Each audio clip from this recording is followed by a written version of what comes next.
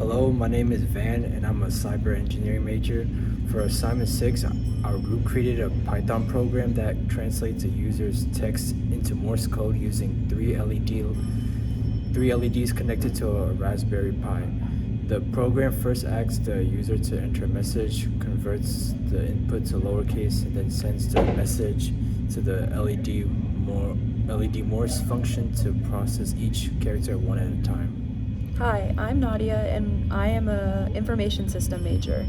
My part focuses on the Morse code logic. We created a flash function that controls the dot and dash signals.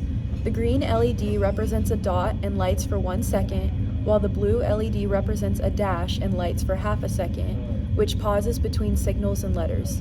Inside the LED Morse function, we use if-elif statements to match each letter to its Morse code pattern. Hello, my name is Diego Montalongo and I'm an electrical engineering major. I worked on the hardware and air handling. We connected 3 LEDs to GPO pins 25, 20, and 13 with resistors for protection.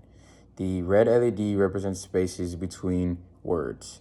If your user enters unsupported characters like numbers or punctuation, the program writes those characters into an errors.txt file. At the end, the program uses GPO.cleanup to safely reset the pins. Now we will demonstrate the program using the message SOS help. The green flashes show dots, the blue flashes show dashes, and the red light indicates the space between words. For example, S is ... O is ... and the LEDs display each symbol using the timing required in the assignment.